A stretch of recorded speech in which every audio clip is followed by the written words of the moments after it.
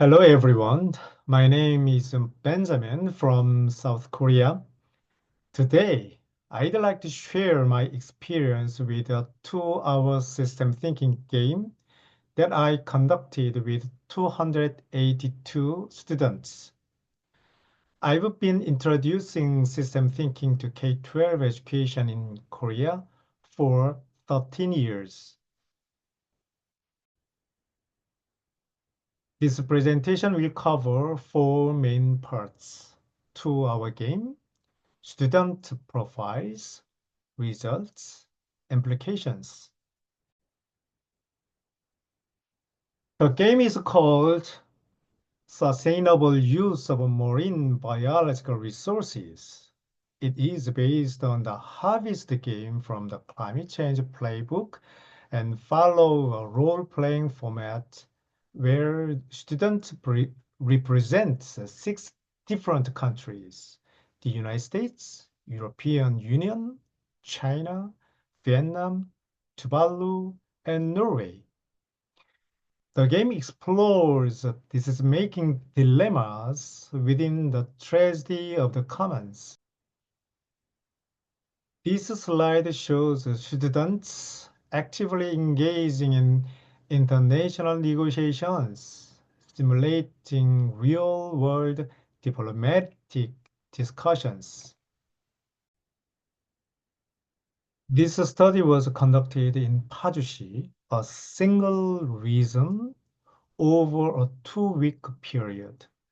This controlled setting helps ensure that external factors such as regional differences or curriculum variations did not significantly affect the result.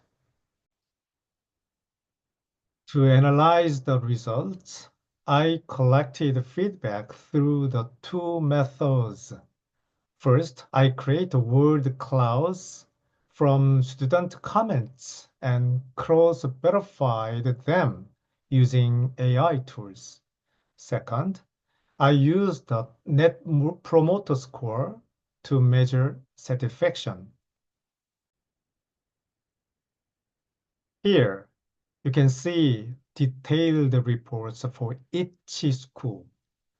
Since I don't have enough time to go through them one by one, you can review these sections later in the recorded video.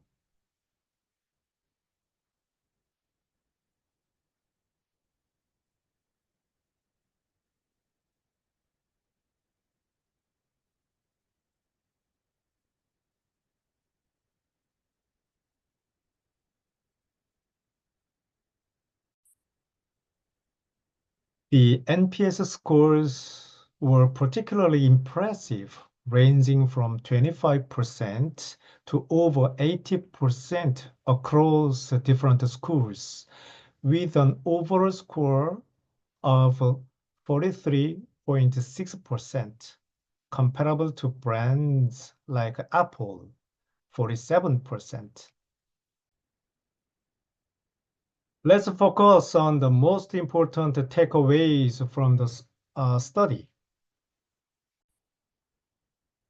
Number one, experiential learning and system thinking.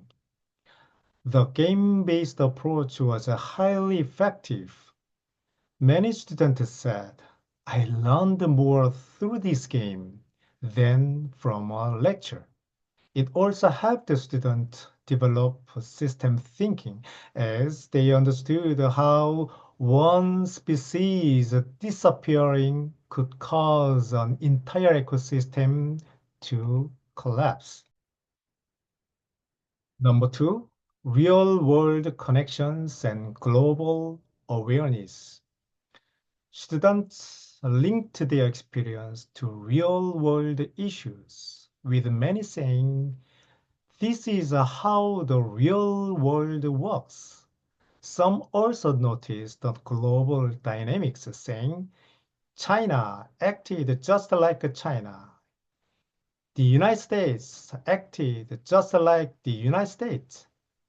This highlights the game's ability to teach international cooperation and negotiations.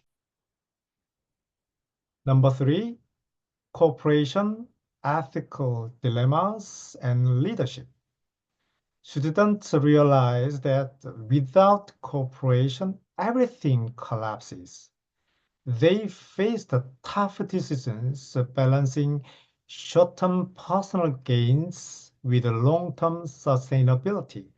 Many also experience the leadership roles, with some saying, I now understand how difficult it is to be a president. Number four, environmental awareness and future impact. Students became more aware of marine resource conservation and their role in sustainability. Some said, if I worked in marine conservation, I could help protect ecosystems in the future. Emotional engagement, frustration, excitement, and decision-making stress helped reinforcing learning and long-term memory retention. The supervising education officer in charge of this event commented that this game helped students develop global citizenship and environmental responsibility by allowing them to experience real-world negotiations and cooperation challenges. This feedback supports the idea that game-based learning is an effective tool for systems thinking education.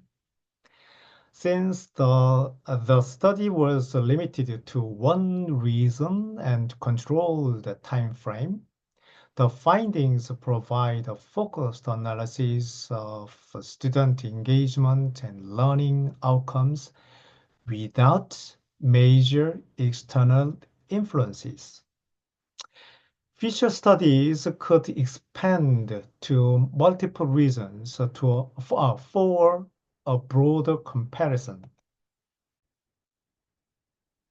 In conclusion, this study shows that game-based learning is highly effective in teaching systems thinking, decision-making, and environmental sustainability. If you have any questions and comments, please feel free to contact me. Thank you for watching.